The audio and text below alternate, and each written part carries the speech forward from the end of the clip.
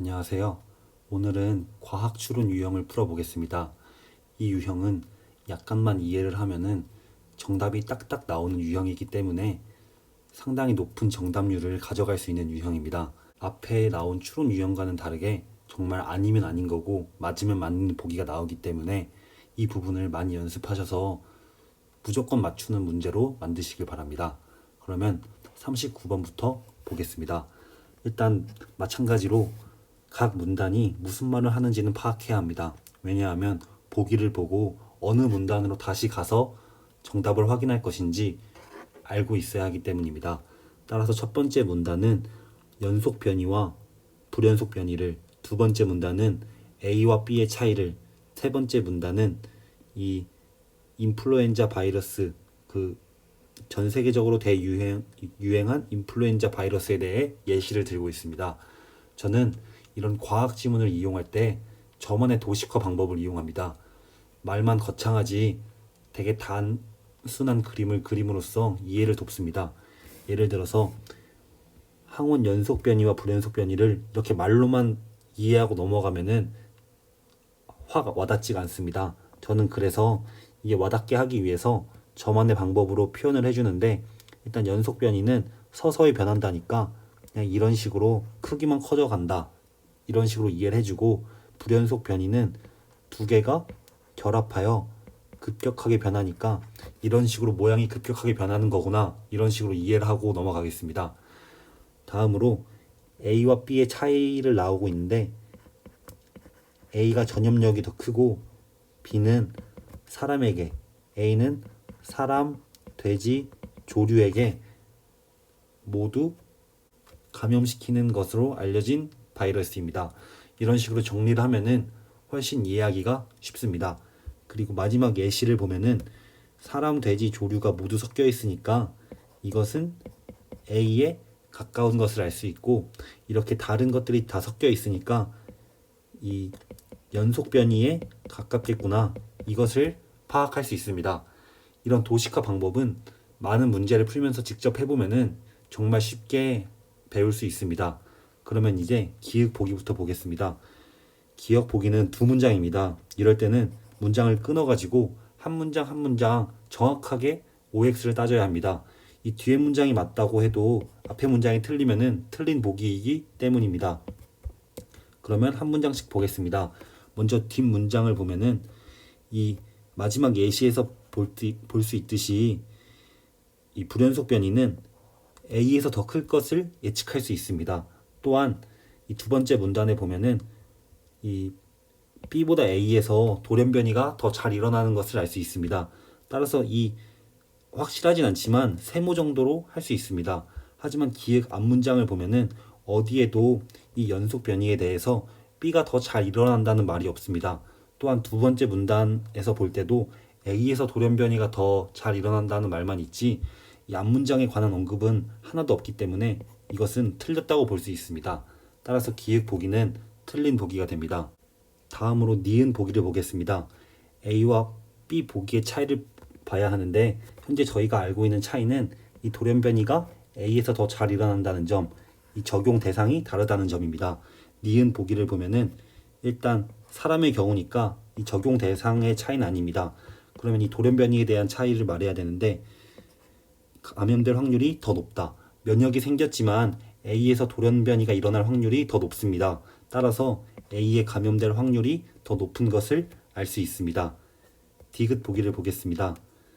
이 대규모 유행이 발생하였다면 이는 이 마지막 예시에서 볼 수 있듯이 이 유전자가 모두 섞인 새로운 형태, 즉 섞여 있으니까 저희가 보았을 때 이렇게 크기가 점점 변하는 연속 변이보다는 두 개가 섞인 불연속 변이에 가까운 것을 알 수 있습니다. 따라서 디귿 보기는 불연속 변이보다 연속 변이에 의해 일어날 확률이 높다고 하고 있으니까 틀린 보기인 것을 알 수 있습니다. 그래서 정답은 1번이 됩니다. 이 유형에서 중요한 것은 약간의 이해가 가장 중요한데, 그것을 돕기 위한 이 도식화하는 것을 연습하는 것이 중요하다고 생각합니다. 이것을 사용하면 문제를 푸는데 훨씬 시간을 많이 단축할 수 있습니다. 그러면 다음 문제도 설명하겠습니다.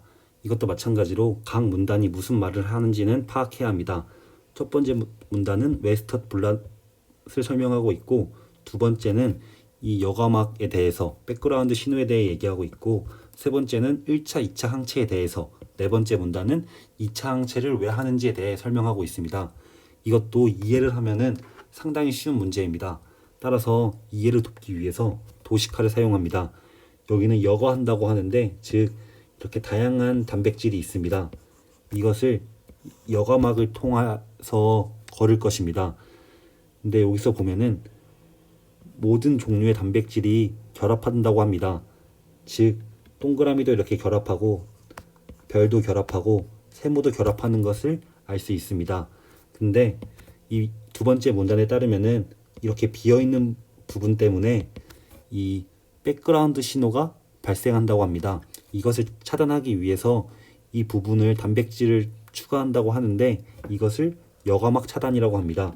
따라서 이렇게 네모라는 단백질을 이용하여 빈 공간을 채우는 것입니다.